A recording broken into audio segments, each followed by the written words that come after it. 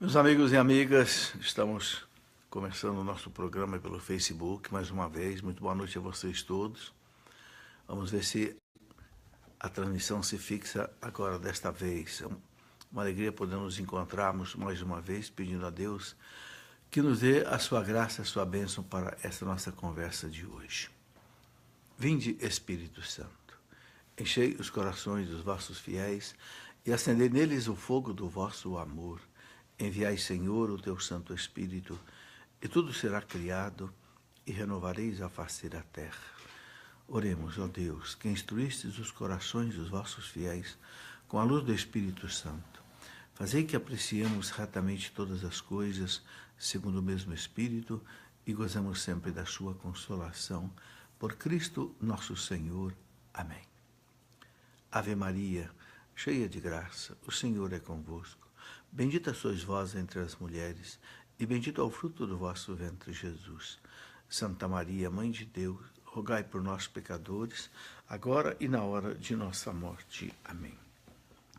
Glória ao Pai, ao Filho e ao Espírito Santo, como era no princípio, agora e sempre. Amém.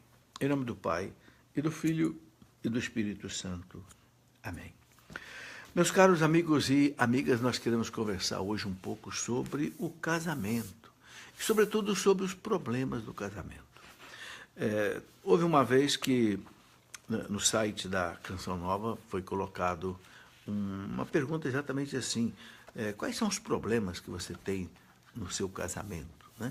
E chegaram muitas perguntas, né? Muitas, e mandaram para que eu tentasse responder essas perguntas. Como eu não tinha condição de responder, porque eram muitas perguntas, então eu resolvi separar as perguntas por assunto, e depois eu escrevi um livro que eu chamei Problemas no Casamento. E é sobre isso que eu gostaria de conversar, então, um pouco hoje. Né? Então, eu quero dar as boas-vindas a você que está entrando aí na nossa conversa. Muito boa noite, vendo a Eliane, Walter. Você pode mandar sua pergunta para mim. Nós vamos responder as perguntas hoje na medida do possível. Desde já você pode encaminhar aí a tua pergunta. E eu gostaria então de já começar colocando o assunto, né? Quais são os principais problemas que os casais enfrentam no casamento? Há mais de 40 anos que eu trabalho com casais, encontros de casais, cursos de noivos, né? E a gente percebe um pouco quais são as dificuldades. Uma delas, eu sinto que é a falta dessa noção de casamento. Há muitos casais que, especialmente casais novos, que se casaram assim sem entender bem qual é o sentido do casamento. Né? Alguns pensam que o casamento é uma curtição a dois. Não, o casamento não é isso. O casamento é uma missão a dois, uma missão sagrada. Assim como a missão de um sacerdote é uma missão sagrada e uma missão difícil, não é? Do casal também é uma missão difícil. Deus disse para o primeiro casal, né, duas coisas: crescei e multiplicai. Ou seja, são dois mandamentos para o casal. Crescei. Um fazer o outro crescer. É a primeira dimensão do casamento, a dimensão conjugal. E depois, multiplicai. Os filhos. Então, essas duas dimensões exigem sacrifício, exigem luta, e para nós cristãos exige fé. Crescer, fazer o outro crescer. Deus colocou um ao lado do outro, não é para curtir a vida dois, não, é para fazer o outro feliz, fazer o outro crescer. Crescer como? Crescer como pessoa humana, crescer na fé, crescer profissionalmente, né? Crescer na sua religião, na sua santidade. Né? Crescei. É uma ordem de Deus. E depois multiplicai os filhos. Né? O que faz o casal crescer e o que faz o casal multiplicar é o amor. O amor é que faz tudo isso. Né? É por amor que o casal se une, é por amor que um se dedica ao outro, né? Esquece-se a si mesmo, porque para você amar, você tem que se esquecer. Né? Para você dizer sim para o outro, você precisa dizer não para você mesmo. Não tem como eu, por exemplo, eu te dar um livro de presente e ao mesmo tempo eu ficar com um livro para mim. Então, Nós temos que viver o amor para com o outro e para com os filhos. E quanta luta é preciso, né? Educar os filhos não é fácil. Claro, eu escrevi um livro também, né? Educar pela conquista e pela fé. Né? É uma missão belíssima, extraordinária, que Deus confiou ao casal, gerar e educar os seus filhos. Nós somos a obra-prima de Deus. Santo Irineu, que foi santo lá do século II, doutor da igreja, Santo Irineu dizia: o homem é a glória de Deus. Ora, e quem é que gera essa glória de Deus? Quem é que educa essa glória de Deus? É o casal. É o casal que, não é, Deus quis que fosse cooperador dele na obra de gerar os filhos. Então, a primeira coisa que um casal precisa para evitar muitos problemas no casamento é entender o sentido do casamento. É uma missão sagrada que Deus nos dá, de fazer o outro crescer, fazer o outro ser feliz e educar os filhos na fé. É claro que para viver isto, nós temos que combater uma série de vícios, né? A começar do egoísmo. O egoísmo é um vício que atrapalha tremendamente a vida conjugal. Um casal egoísta, eu comparo assim com duas bolas de bilhar. Você já viu duas bolas de bilhar? Elas se encontram para se separarem. Uma bate na outra, né, e se separam. Assim é um casal egoísta. Eles se encontram, mas são egoístas, então cada um quer uma coisa, então se afastam de novo um do outro. O amor aproxima, o amor une, o egoísmo separa. Né? Então, é muito importante isso. O que leva muitos casais exatamente à briga, à separação, é o egoísmo, é a falta de maturidade. Se você me perguntar qual é a palavra mais importante no casamento, eu diria é maturidade. Ou seja, ser maduro, compreender o sentido do casamento, né? Ter grandeza de alma, né? Saber evitar uma briga, saber evitar uma discussão, né? Saber buscar a paz, saber ceder, saber ser complacente. Né? Então, isso aí faz a felicidade do casal. Né? Outra coisa que muitas vezes atrapalha a vida do casal é exatamente a falsa noção de unidade. Um casamento só é feliz, um casal só é feliz se existe unidade. Né? Jesus disse para o primeiro casal, Deus, né, no paraíso, disse para o primeiro casal, né, quando Deus fez Adão, viu que Adão sozinho não era feliz, então ele criou Eva, né, tirando Eva do Adão, né, da costela do Adão. Isso tem um significado profundo, muito grande. Quer dizer, a mulher é criada da mesma natureza do homem, da mesma dignidade do homem. Né? É como que fruto do seu coração. Né? E é bonito que Santo Agostinho diz assim, que Deus não tirou um pedaço do calcanhar do homem para fazer a mulher, porque não era para o homem pisar na mulher. Mas também Deus não tirou um pedaço da cabeça do homem para fazer a mulher. Não, Deus tirou um pedaço do lado, uma costela. A costela cobre o coração, né? Protege o coração. A costela é uma armadura, onde o coração está ali dentro. Então, é interessante isso, né? Foi feita para ser companheira, para ser auxiliar. Deus disse para Adão, eu vou te dar uma auxiliar, eu vou te dar uma ajuda adequada. Eu acho interessante essa palavra que aparece lá no Gênesis, uma ajuda adequada. Né? Porque Adão tinha recebido tudo das mãos de Deus. Todos os animais, todas as plantas, as aves do céu, tudo. Mas não ficou feliz.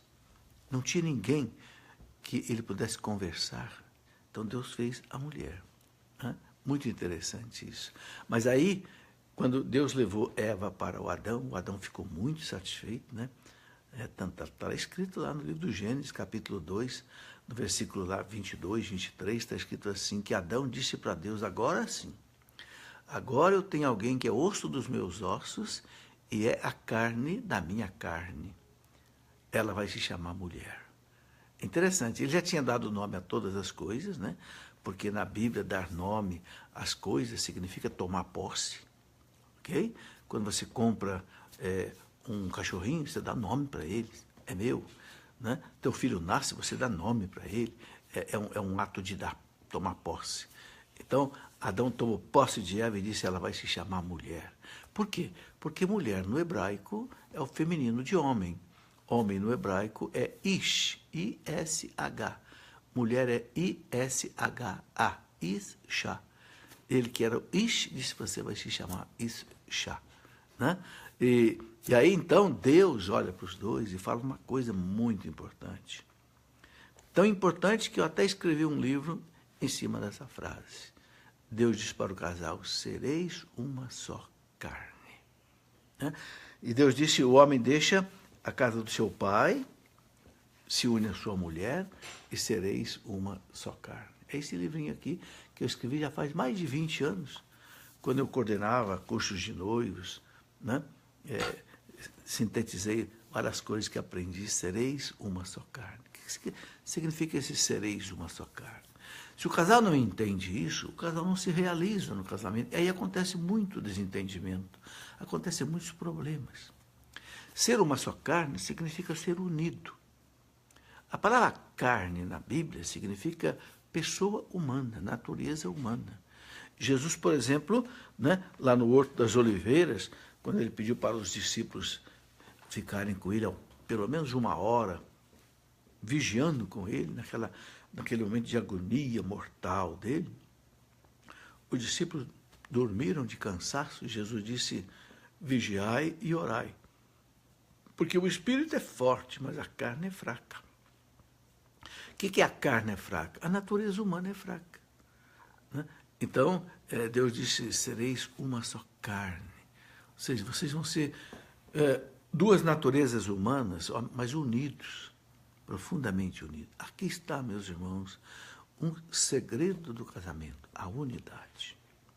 É isso que um casal tem que preservar para ser feliz. Não é?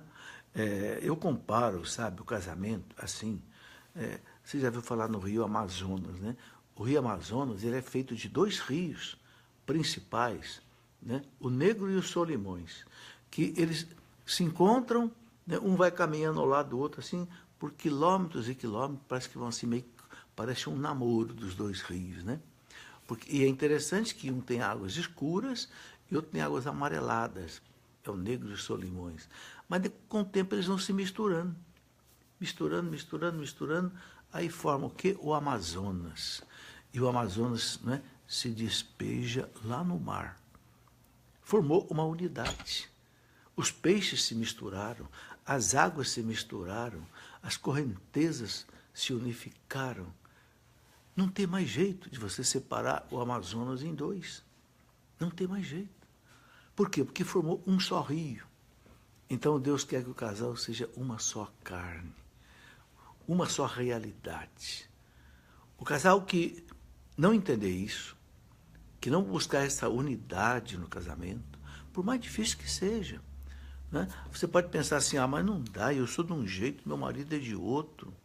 Né? Eu tenho um gênio colérico, ele tem um gênio fleumático, eu sou sanguíneo, ele é pacato.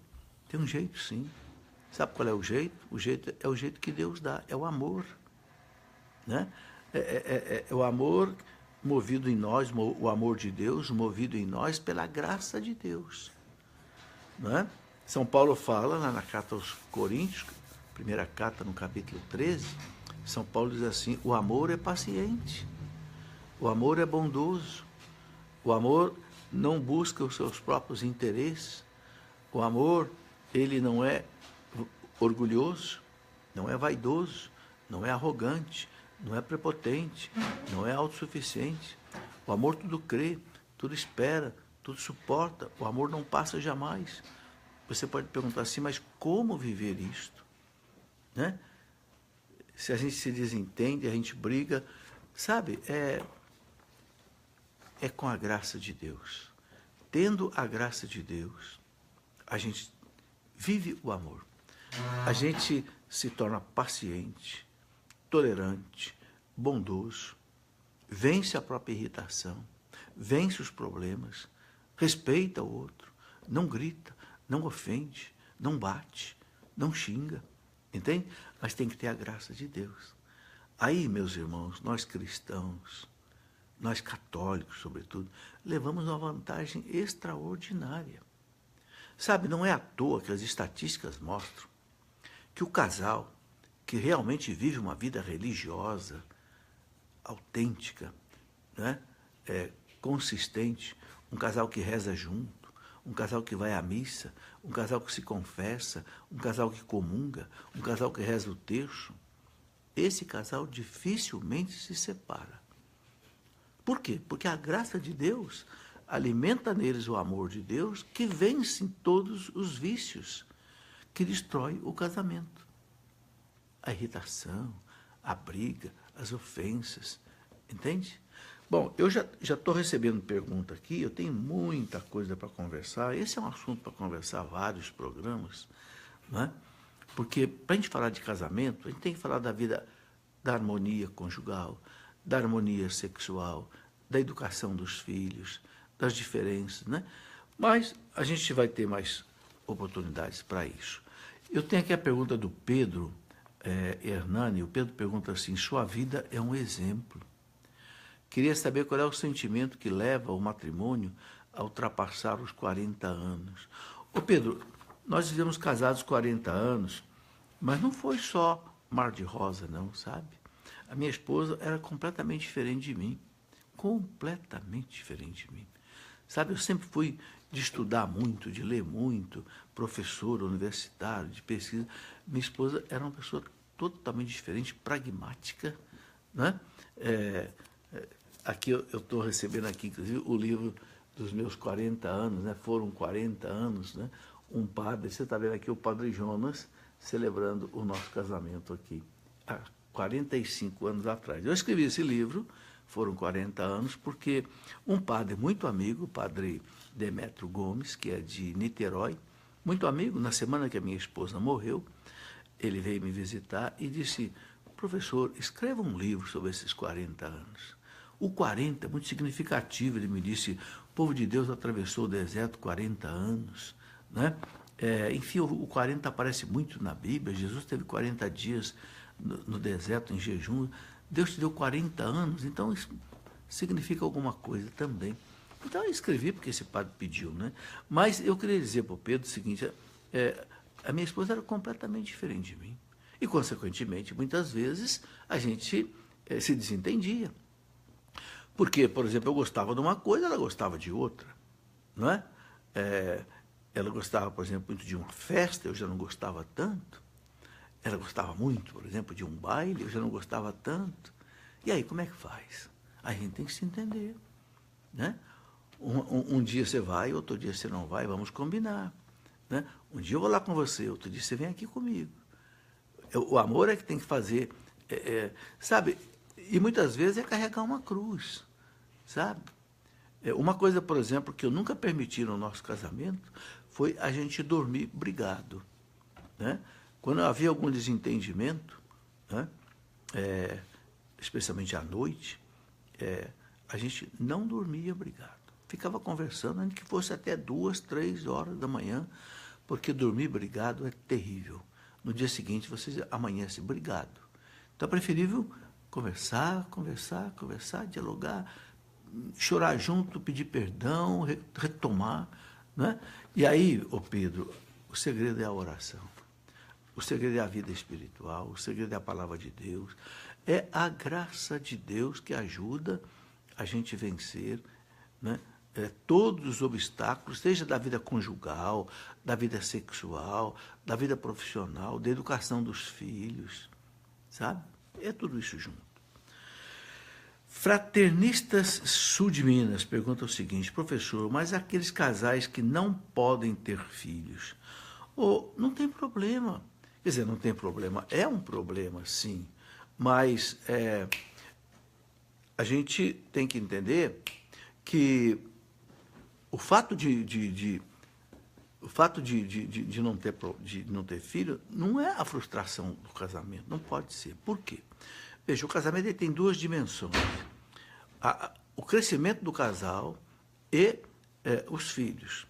Se o casal não pode ter filhos, né, a gente sabe que a igreja não concorda com o controle a igreja não concorda com a inseminação artificial, mas há muitas coisas que um casal pode fazer, né? Pode adotar os filhos, por exemplo, se não pode ter filhos, uma alternativa é adotar. Outra alternativa é se dedicar, por exemplo, ao trabalho com outras crianças, né? Trabalho com não sei, até com não só crianças, mas outras atividades. Enfim, o importante é fazer o bem. Eu costumo dizer que fazer o bem faz bem, né? Fazer o bem faz bem. Eu até escrevi um livro que eu chamei de Para Ser Feliz. Esse livro, ele é todo centrado nisso. Fazer o bem te faz bem.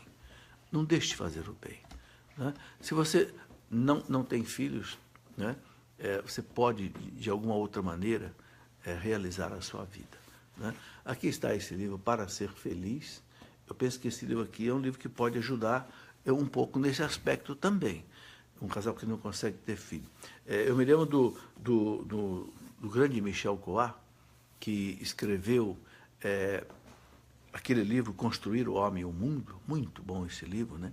Michel Coat dizia, solteiro ou casado, né? Só o egoísta desperdiça a vida.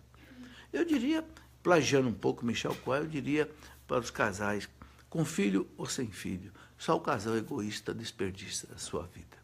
A gente pode fazer muitas coisas, né, mesmo não tendo filho. Pode ajudar muitas coisas. A igreja diz o seguinte, que realmente é um sofrimento. O catecismo da igreja, quando fala desses casais que têm infertilidade, o catecismo fala assim, junte essa dor, a dor do Cristo no Calvário. Una-se a Ele, né, e faça o bem para tantas pessoas que precisam. Rosali Acioli, professor, tem notado que esse tema casamento é um tema recorrente em suas lives. É verdade. O senhor sente muita falta de sua vida de casado, sei que é viúvo. Como lida com a solidão? Rosali, primeiro, realmente esse tema é meio recorrente aqui na live, porque é um assunto muito amplo, né? As perguntas são bastante. E eu sei que é um assunto que preocupa muitas pessoas, por isso que eu coloco, né? Agora, com relação à vida de casado, claro que eu sinto falta, né, da vida de casado, claro que eu sinto falta da minha esposa, mas eu não posso viver em função do passado e nem em função do futuro. O cristão tem que viver em cima do presente. Então, eu digo isso, aquilo que eu falei há pouco, fazer o bem faz bem. Como é que eu procuro suprir solidão ou depressão, ou qualquer coisa desse tipo? Trabalhando, fazendo o bem, ok? Eu não paro. Eu não vivo correndo, Mas eu levanto às 5h30 da manhã, né? Às 6 horas eu vou para a igreja, né? Assisto a missa, venho, né? Passo lá na editora onde eu trabalho, convivo lá com as pessoas, resolvo os problemas, volto para casa, aí tem 1000 coisas para fazer, artigos para escrever, livros para ler, daqui a pouco já está na hora do almoço. Almoço na casa de um dos meus filhos, que eu tenho 4 filhos casados aqui na nossa cidade, cada dia almoço na casa de um, não preciso fazer almoço na minha casa, é coisa boa ter filho por causa disso, né? E eles não deixam almoçar sozinhos, não tem esse negócio, pai, de querer ir para aquilo, é cada dia na casa de um. Segunda-feira na casa, né, do Davi, terça-feira no Lucas, quarta-feira na Priscila, quinta-feira, né, e tudo mais. Sabe? Porque assim a gente vive ocupando assim esse tempo. Aí já chega de tarde, já trabalho, daqui a pouco já tem mais atividade à noite, como essa live, por exemplo, então tenho aula, programas na Canção Nova. É assim que, então, o tempo se ocupa, né? É muito importante a gente não ficar sem fazer nada. O trabalho é terapia, né? Então, o que eu já fazia antes de casado, eu continuo fazendo, né? Penso que agora ainda faço ainda mais, porque antes eu tinha tanta preocupação com ela doente, teve, né, doente 6 anos, né? E já sem essa preocupação, então acaba que tendo mais tempo. Muito bem. Fernanda Gomes Costa pergunta o seguinte, o mais difícil, 2 pontos, falta de diálogo. É verdade. Esse é um problema, Fernanda. Meu esposo não gosta muito de conversar. Às vezes fico chateado e acabo me trancando em meu mundinho e ficamos assim por vários dias. O que fazer, professor? Fernanda, eu sei que esse é um problema, não é só seu não, viu? Muitos. Eu assisti uma palestra uma vez uma pessoa entendida disso, ele dizia que a mulher fala normalmente 8.000 palavras por dia e o homem fala 4.000, né? Só que ele gasta as 4.000 dele durante o trabalho, né? Nas reuniões e tal. Quando ele chega em casa, ele já gastou as 4.000 e a mulher não tem mais 4.000 para gastar, né? E aí eles ficam conversando e ele só fica assim, não, tá bem, sim. Né? Eu sei que isso é uma penitência para a mulher. Eu sei que é. E olha, eu até confesso que eu fui um pouco assim também, sabe? Mas aí eu penso que a mulher tem que também saber encontrar uma saída para isso, né? Saber buscar uma atividade onde possa suprir isso. Claro que o mínimo de diálogo tem que se forçar a fazer, para na hora de resolver os problemas, discutir os problemas do lar, os problemas dos filhos, etc., né? Mas, sabe, no casamento, a gente precisa relegar muita coisa, não tem outro jeito, sabe? É uma cruz que a gente tem que oferecer para Deus, tem que carregar uma cruz, assim, sabe, como cada um carrega os seus problemas, oferece a Deus, né? Não é para um é esse o problema, o marido que não fala, para outro, né? Para outra pode ser um outro problema, né? Às vezes até pior, né? É um marido que bebe, é um marido que, né? Não sei, não dá assistência direito. São as nossas cruzes. Bom, Gorete Chaves. Boa noite, professor. Boa noite, Gorete. Gostaria de tirar uma dúvida.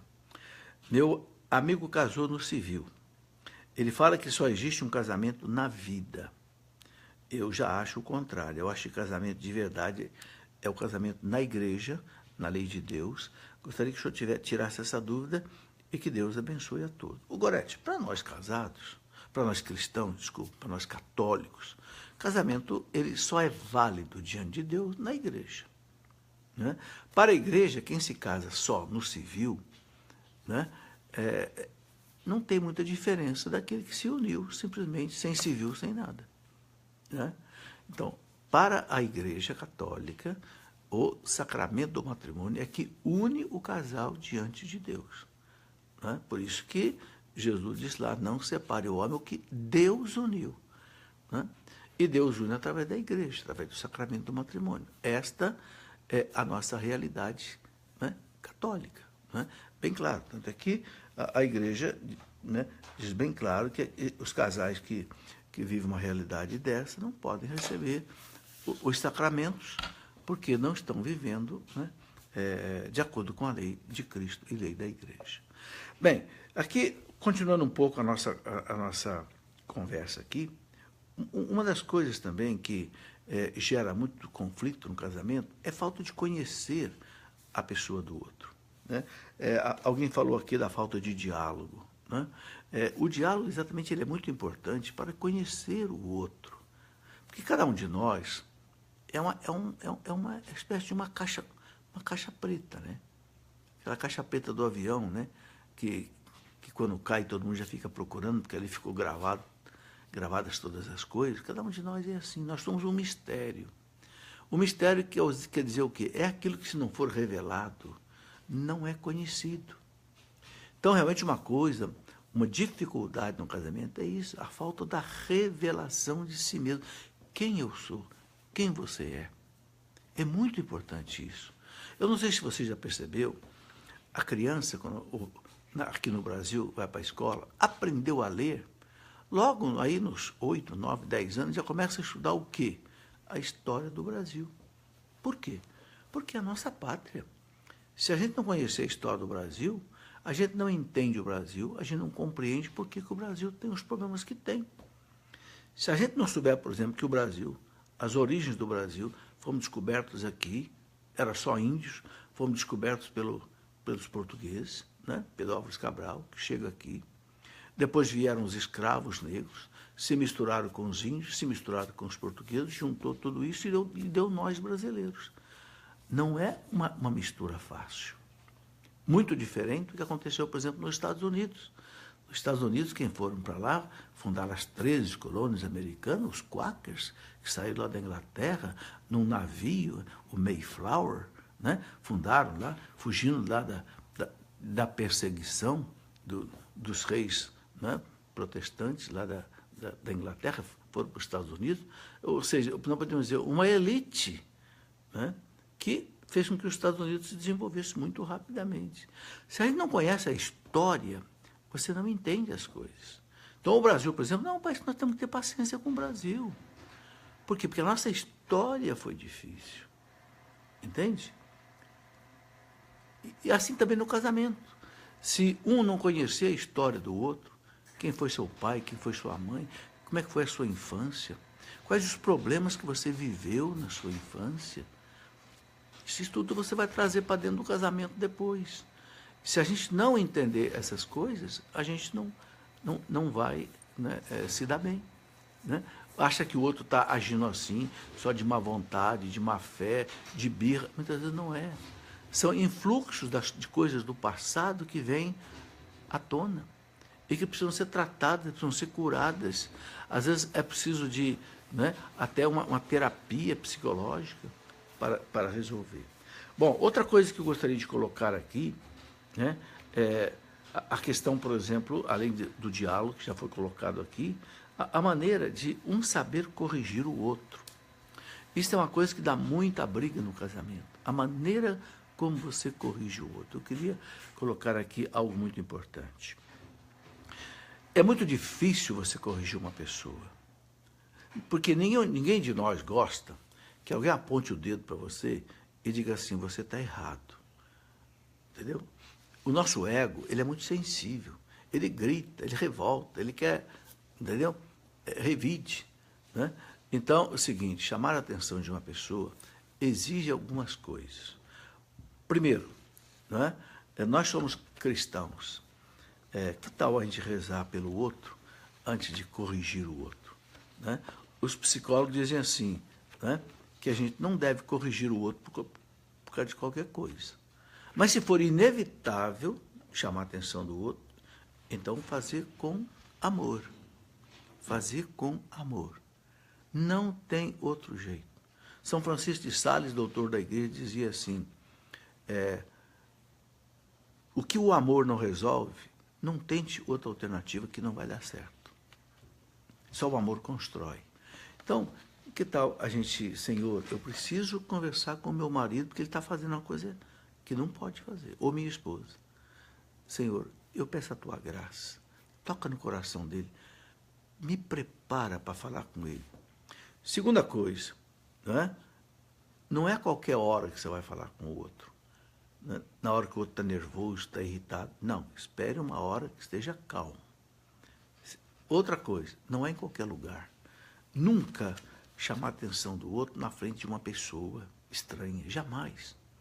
Não, o casal tem que conversar de portas fechadas. Tá?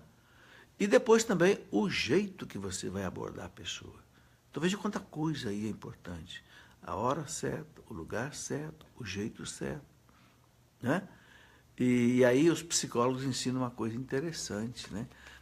Eles dizem assim, todas as pessoas têm qualidades.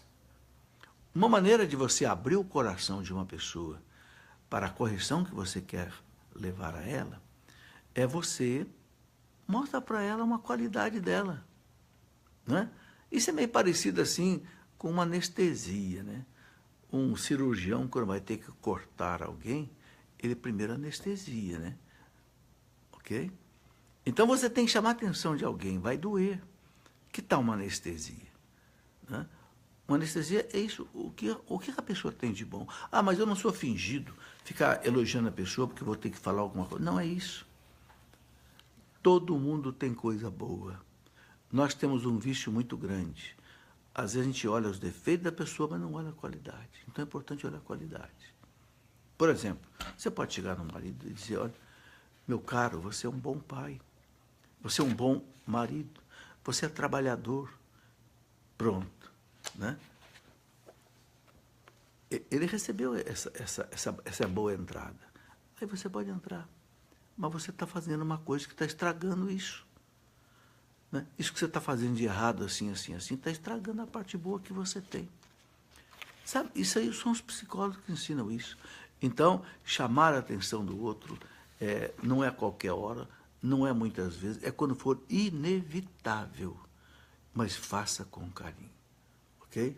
Eu tinha um amigo que trabalhava comigo em cursos de noivos, ele até já faleceu, o Edson.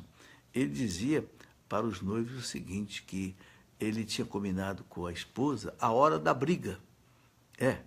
A hora da briga era 11 horas da noite, quando eles iam dormir, no quarto.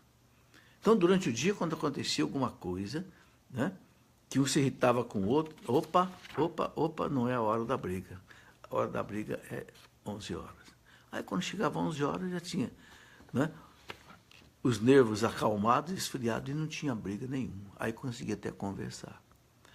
São estratégias que, às vezes, as pessoas usam, e ele dizia que funcionava para ele. Bom, aqui tenho mais pergunta, Ana Maria Oliveira. Onde posso comprar seus livros? Sou de Aeroporto Afonso Pena, Curitiba. Ô, Ana Maria, eu penso que, pela distância que você está aí, não sei se tem alguma livraria que possa ter os meus livros, mas pelo nosso site, loja.cleofas.com.br, você pode comprar pela internet. Chega aí na tua casa, ok? loja.cleofas.com.br. Além desse livro que eu coloquei, já aproveitar aqui, então, que eu quero mostrar um outro livro que eu gosto muito dele, Família, Santuário da Vida. Essa frase aqui é do Papa João Paulo II. Aqui eu coloco não só o problema do casamento, mas o problema da família como um todo. Né?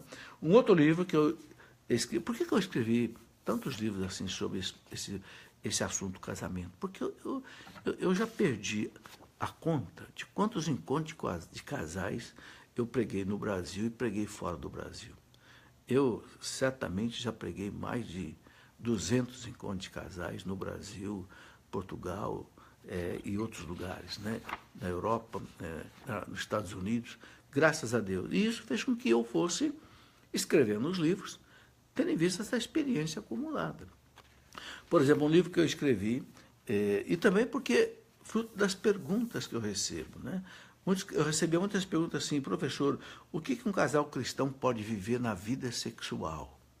Né? O que é lícito, o que não é lícito? Então eu escrevi esse livro, Vida Sexual no Casamento. E esse livro, né, inclusive o nosso bispo, Dom Benedito Beni, eu fiz questão que ele colocasse aí o imprimatur dele. Imprimatur quer dizer, é autorização canônica para você publicar um livro de doutrina. Então ele leu, autorizou. Né? Depois escrevi um outro livro também com relação aos filhos. Né? Eu já falei aqui, educar pela conquista e pela fé, porque além de eu ter que educar meus 5 filhos,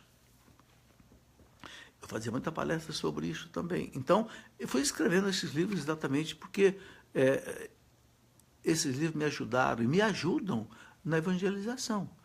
Né? Ajuda porque é muito difícil, por exemplo, num encontro de casais, num fim de semana só, assim, com 4, 5 palestras, você tratar de todo esse assunto é muita coisa. Eu já escrevi 8 livros focados para esse assunto. Desde namoro até viuvez, já escrevi 8. Então, é preciso realmente que tenha um material para isso. Bom, aqui eu tenho a pergunta do Ednilson e da Andréia. Amanhã comemoramos 9 anos de matrimônio. Parabéns, Ednilson, Andréia. E para vencer os desafios do casal é amor, diálogo, lealdade, entrega e os dois seguir onde o Senhor apontar. Bonito. Bonito que eles estão colocando aqui. Veja, vocês estão me ajudando a fazer o programa. Damos glória a Deus porque Ele é o nosso braço forte e amado. É isso mesmo, Ednilson, André, é isso mesmo. Sabe? O casal que tem Deus, meus irmãos, tem luz, tem paz, tem amor. Tem dificuldades, sim, tem, mas supera as dificuldades. Né? O Salmo 33, no versículo 20, diz uma coisa muito bonita. Ele fala assim, são muitas as provações do justo, mas de todas as livra o Senhor. São muitas as provações do justo. O justo é aquele que ama a Deus, é fiel a Deus, vive bem, né? Mas de todas as livra o Senhor. A gente sempre tem dificuldade, sempre tem problema, claro. Entende? É uma luta você educar os filhos, pagar a faculdade, colocar o arroz e o feijão na mesa, né? Pagar aluguel, pagar tudo. Mas com Deus a gente, né, realiza isso. Muito obrigado pela ajuda que vocês estão me dando, colocando isso aqui. Lídia Araújo, quais os caminhos para pedir nulidade do casamento? Ô Lídia, a gente não pede a nulidade, a gente pede uma declaração de nulidade, ou seja, a igreja ela não declara, olha, estou declarando nulo esse casamento. Não, a igreja ela não anula o casamento, ela declara que o casamento nunca existiu, entendeu? Se ele foi válido, nunca pode anular. A declaração de nulidade escreve então falar. Agora, quais são os motivos? Neste livro que eu mostrei aqui, Família, Santuário da Vida, neste livro aqui, o último capítulo desse livro é inteirinho sobre esse assunto. A questão da declaração de nulidade. O Código de Direito Canônico da Igreja, ele traz 19 razões onde o tribunal da Igreja pode declarar que um casamento não valeu. O ponto mais forte, onde há mais incidência, é a chamada falta de consentimento. Porque o que faz um casamento ser válido? São aquelas 3 perguntas que o padre faz no altar. Primeira pergunta, vocês querem se casar? Sim. É de livre, espontânea vontade? Sim. Vocês não estão forçados, não estão obrigados, não estão ameaçados, não há chantagem. Vocês querem casar simplesmente porque vocês se amam? Ou querem casar porque estão com medo, porque a moça está grávida, porque quer fugir de casa? Ou seja, se a razão do casamento, o consentimento, não for pleno, livre, não vale. Então, aí acontece muita falha nesse ponto, né? Segunda pergunta que o padre faz. Vocês querem se casar? Promete um ao outro amor e fidelidade. É por toda a vida que o prometeis? Sim, prometo. Mas se, por exemplo, um deles já está pensando numa possível traição, esse casamento não vale. Por quê? Porque você tem que ter, naquele momento ali, uma decisão de fidelidade. E terceira pergunta que o padre faz, né? Vocês prometem receber os filhos que Deus lhes enviar, né? Educando-os na fé do Cristo e da Igreja? Sim. Se um casal casa, mas pensa assim, não, nós não vamos ter filho, nenhum filho, esse casamento não vale.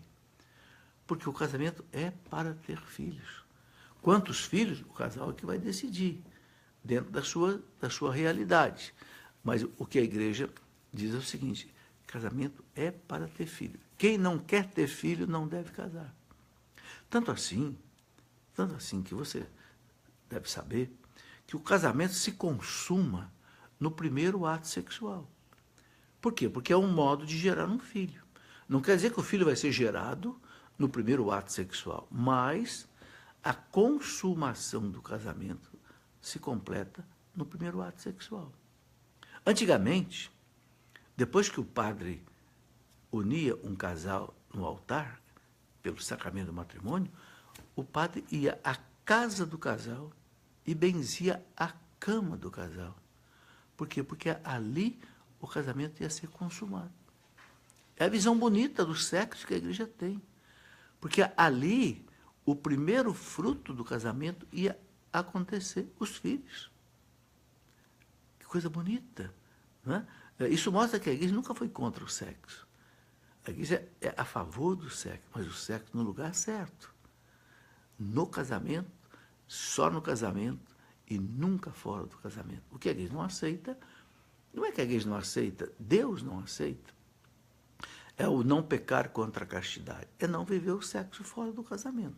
O único lugar onde o sexo é abençoado é no casamento. Fora do casamento, a igreja fala, é só problema, né? Por quê? Porque você desvirtua aquilo que Deus fez. Bom, tem aqui mais pergunta ainda. Valéria Viana, gostaria de saber por que eu durmo com o meu marido sentindo saudades dele? Por que eu não sou prioridade na vida dele, como procuro fazer que ele seja minha? Porque ele não se desvencilhou da família dele, pai e mãe até hoje, e deixa a família que teria que ser dele, esposa e filhos, em segundo plano. Por quê, professor? Bom, Valéria, realmente isso aí é uma falha dele, né? Eu coloquei aqui bem no começo do programa o que Deus disse para, né, o primeiro casal. O homem deixa a casa do seu pai e da sua mãe e se une à sua mulher. Ou seja, ele corta o vínculo filial. Não quer dizer que abandona o pai, abandona... Não, mas ele sai da dependência. E ele ata o vínculo conjugal. Deixa a casa do seu pai, sua mãe, se une à sua mulher. Então eu penso que o seu marido precisa é entender isso, conversar isso com ele, né? Mostrar que vocês têm que fazer uma vida de vocês, independente, né? Amanhã os pais morrem. Eu já não tenho mais pai nem mãe, muitas pessoas não têm. Tem que viver a vida, então, né, com a esposa, com os filhos. Aí eu penso que você precisa realmente conversar muito com ele, com carinho, com compreensão, sem briga, porque não adianta brigar. Mas vai rezando, vai conversando, vai fazendo ele entender isso. Quem sabe até com a ajuda de alguém, quem sabe algum amigo que possa também conversar isso com ele, quem sabe às vezes algum padre, né? Ela continua aqui, já conversei muito com ele, já expliquei tudo o que o senhor falou hoje, e ele já ouviu várias vezes, mas nem assim ele muda. Eu aceito porque o amo, mas confesso que estou cansada.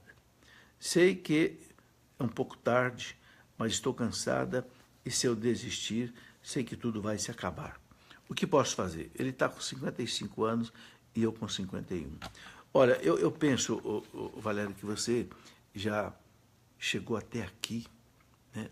Não desanima, coloca isso na mão de Deus. Sabe, eu sei que isso é uma cruz. Sabe, não tem casal que não tenha uma cruz para carregar. O que Jesus ensinou para nós?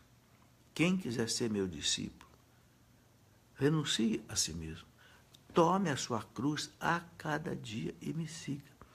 Então, Valéria, valorize esse seu sofrimento, oferecendo a Cristo esse sofrimento pelo seu bem, pelo bem dele mesmo, pela própria mudança dele, pelos filhos e por todos aqueles que Deus queira, né, se beneficiar com esse seu sofrimento.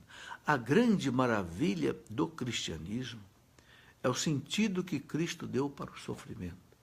Jesus transformou pela sua morte o sofrimento em matéria-prima de salvação. Hoje nós podemos pegar todos os nossos sofrimentos, pode ser doença, as incompreensões, as contrariedades, e oferece a Deus. Sobretudo na hora da missa, né?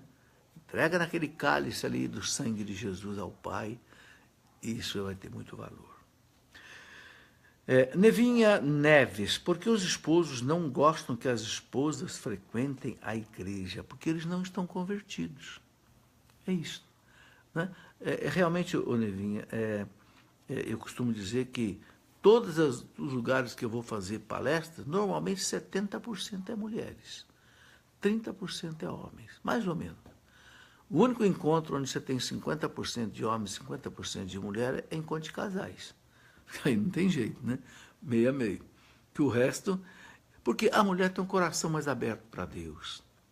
E aí a mulher tem que entender o seguinte, a mulher é um grande instrumento de evangelização. Porque como a mulher ela está muito mais perto de Deus, ela tem essa missão de levar o marido para Deus.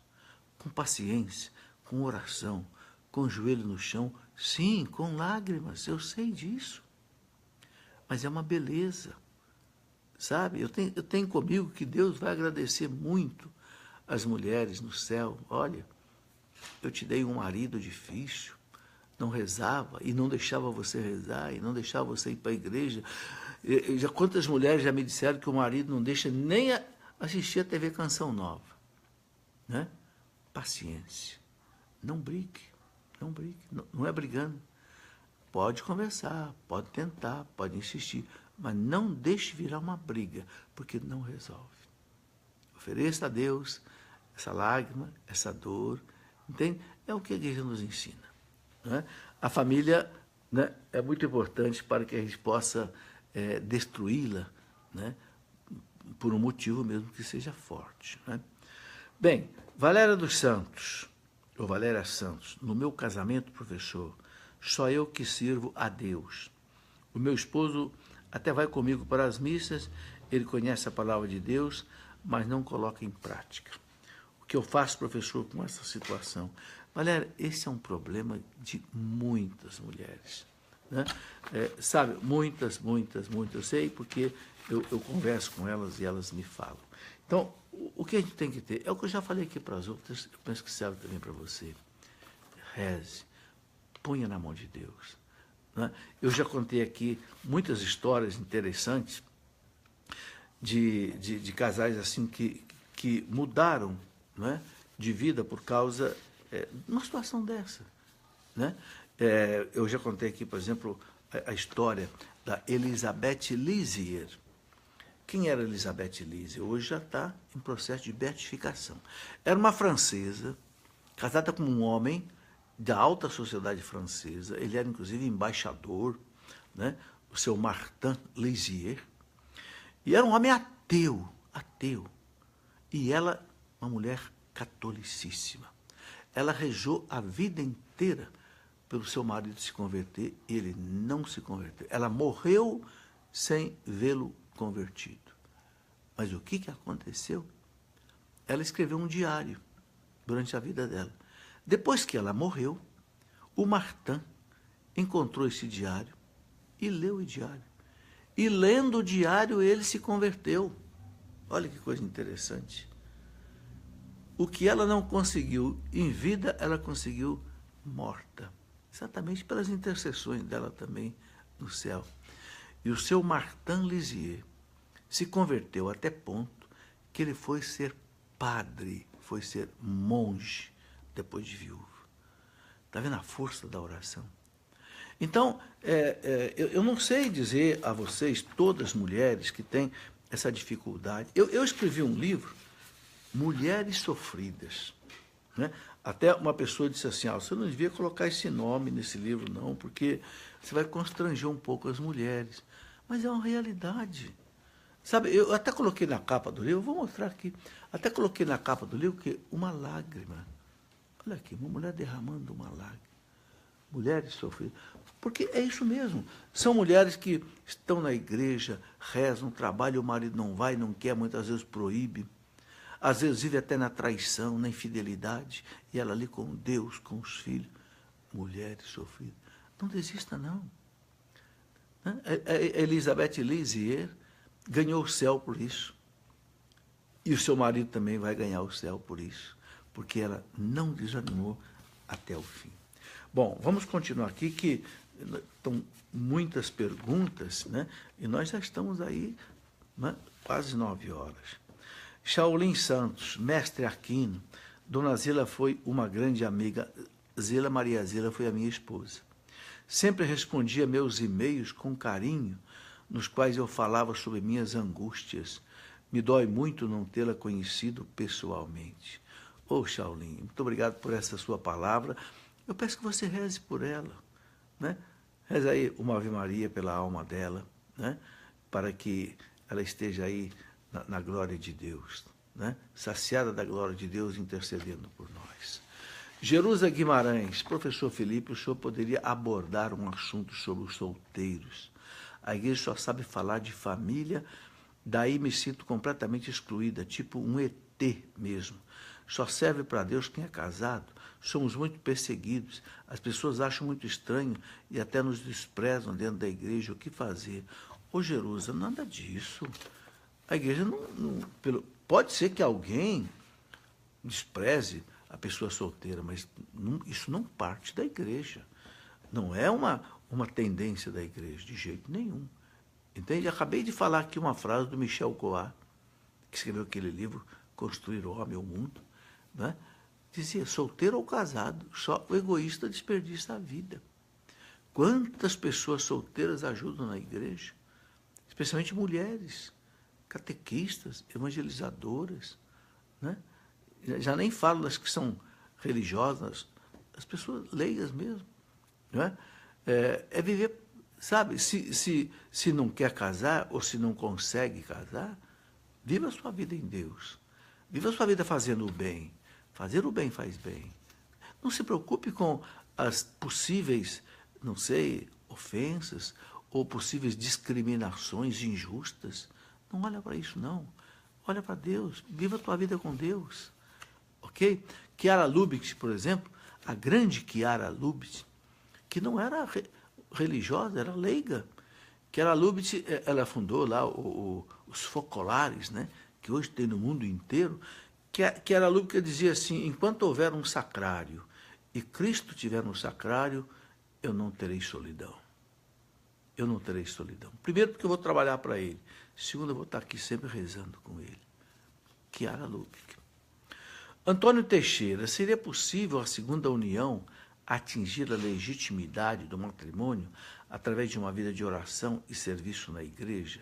O Antônio, a segunda união, a igreja considera que não é uma vida de acordo com a lei do Cristo da igreja. Então, o que a igreja recomenda?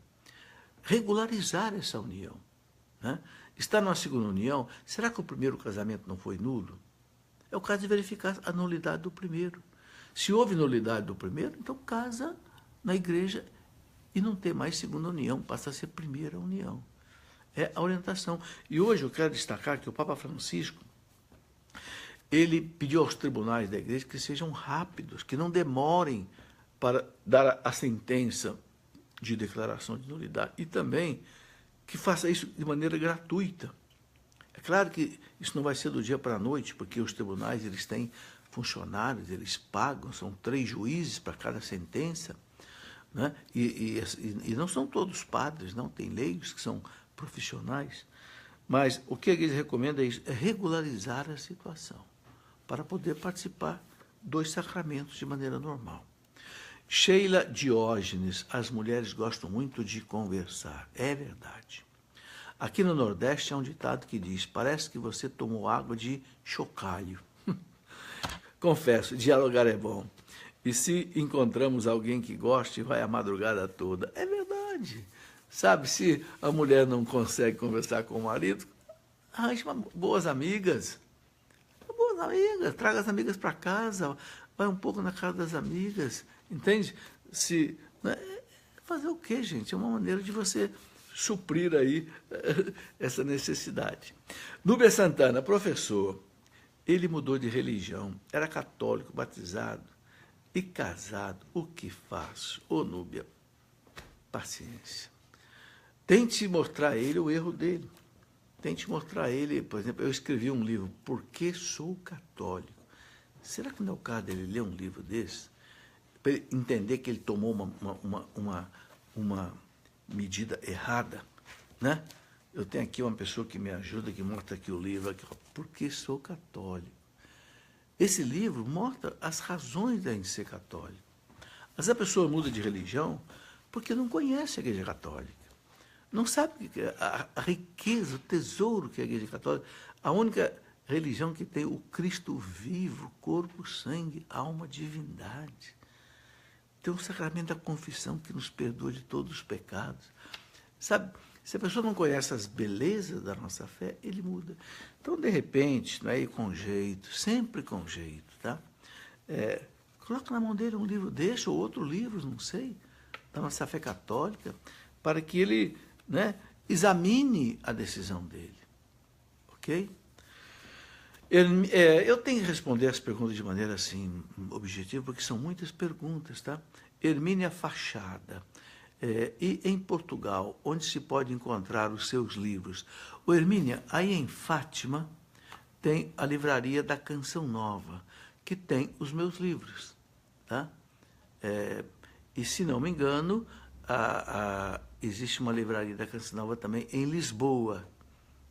Não tenho certeza, eu precisaria conferir. Mas eu sei que em Fátima, aí onde tem a TV Canção Nova, em Fátima, em Portugal, tem os livros aí, ok?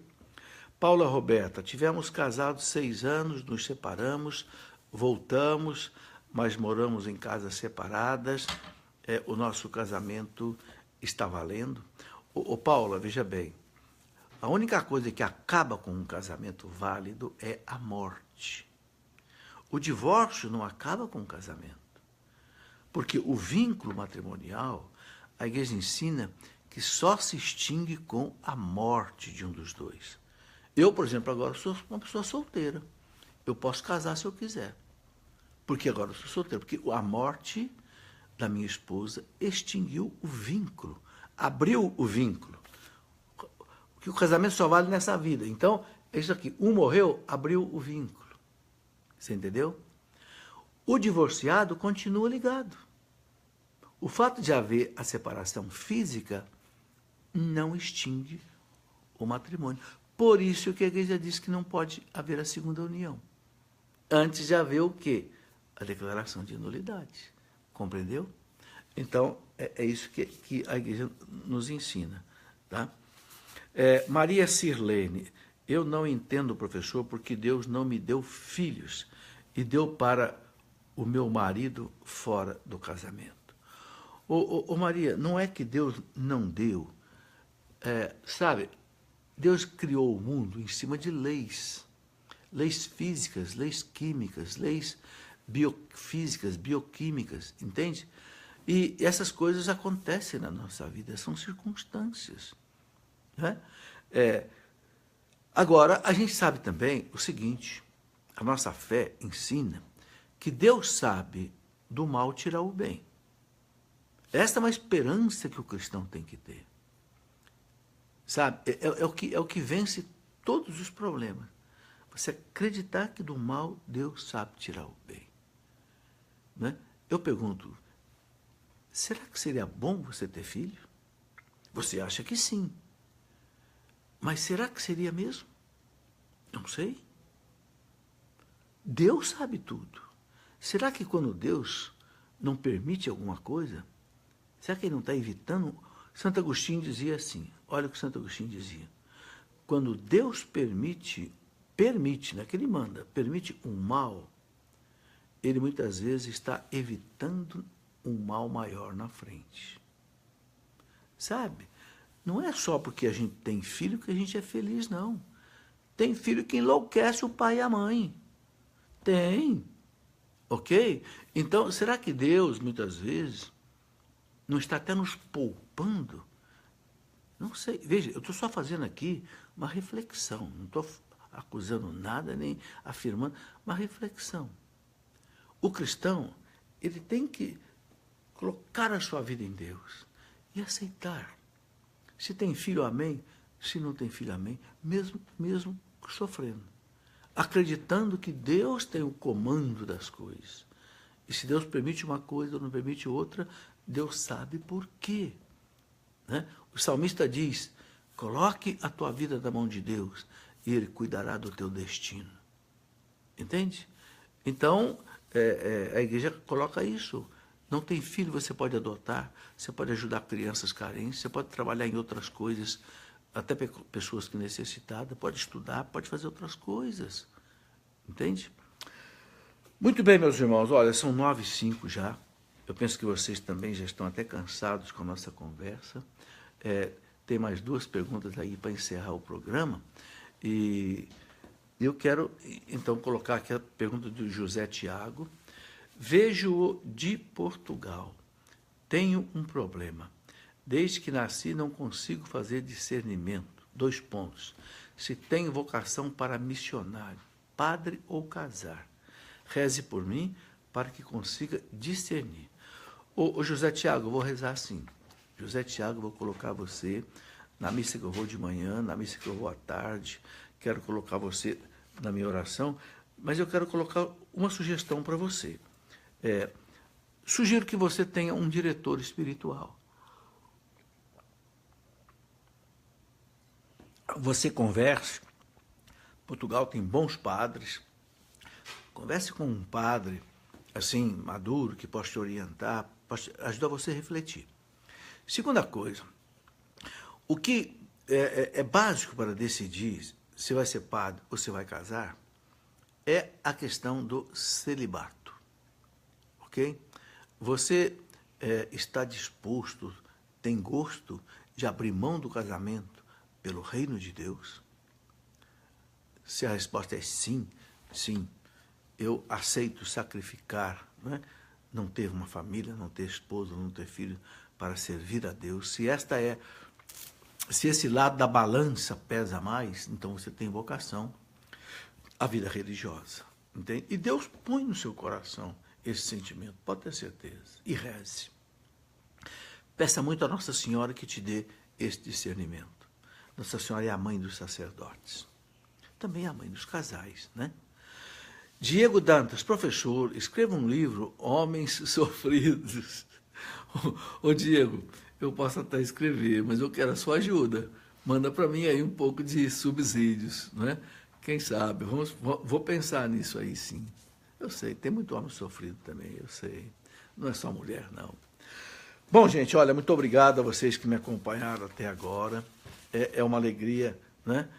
Eu estar com vocês. Eu queria encerrar o programa mostrando esse livrinho que eu estou lançando, São Bento, Pai da Europa. Na verdade, eu estou começando a escrever uma série de livros sobre os santos. Por quê? Os santos são evangelizadores extraordinários. Só a vida dos santos, só a gente ler a vida dos santos, já é uma coisa extraordinária. E por que eu comecei por São Bento? Porque São Bento foi um santo extraordinário. Os beneditinos têm cerca de 1.500 anos. Para você ter ideia da grandeza da obra dos beneditinos do mundo, escute esses dados. Esses dados eu tirei de um livro do cardeal Schuster, que é um cardeal que foi beneditino, que escreveu a vida de São Bento em quase 400 páginas. Foi um resumo nesse livro aqui.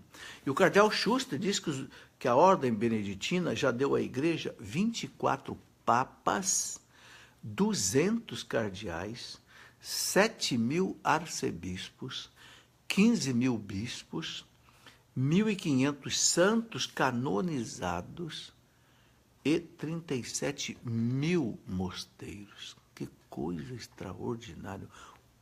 O que um homem começou. Os beneditinos no mundo inteiro. 37.000 mosteiros já houve, né? 1.500 santos canonizados, 15.000 bispos, 24 papas.